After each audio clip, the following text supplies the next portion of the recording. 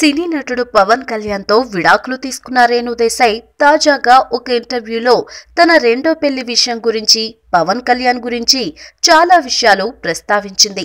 పవన్ కళ్యాణ్ తో డైవర్స్ తర్వాత కూడా ఇద్దరం మంచి స్నేహితులుగా ఉంటున్నామంది.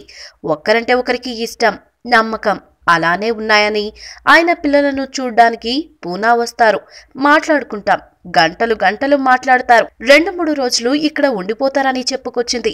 తాము విడిపోయి ఇప్పటికీ 5 ఏళ్లవుతుందని, కొంతమంది బంధువులు స్నేహితులు తనను రెండో పెళ్లి చేసుకోమని సలహా ఇస్తున్నారని వెల్లడించింది. అయితే తాను మరో పెళ్లి చేసుకోనని ఇప్పట్లో చెప్పలేనని వెల్లడించింది. నచ్చిన వాడు దొరికితే తప్పకుండా చెబుతానని, ఒక తోడు ఉంటే బాగుంటుందనే ఆలోచన అప్పుడప్పుడు వస్తుందని చెప్పింది.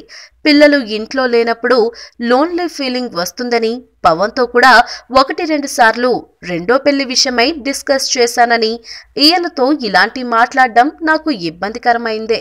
అయితే ఆయన నా ఆలోచనలను అర్థం చేసుకున్నారు. ఇది నీ జీవితం, నీకు నచ్చిన విధంగా ఉండొచ్చు అని సలహా ఇచ్చారని రేణు దేశాయ్ చెప్పుకొచ్చారు. తన స్నేహితులు చాలా మంది మీరిద్దరూ ఇంత బాగుంటారు కదా, విడాకులెందుకు తీసుకున్నారు అని అడుగుతారని, అయితే విడాకులకు తన కారణాలు తనకు ఉన్నాయని రేణు దేశాయ్ చెప్పారు. తన విడాకులకు కారణాలు తన ఆటోబయోగ్రఫీలో సవివరంగా వెల్లడిస్తానని రేణు దేశాయ్ చెప్పారు. ఈ వీడియో మీకు నచ్చినట్లయితే సబ్స్క్రైబ్ చేయండి. ఫిలిమి స్టార్స్ బోలెడంత న్యూస్ బోల్డ్గా.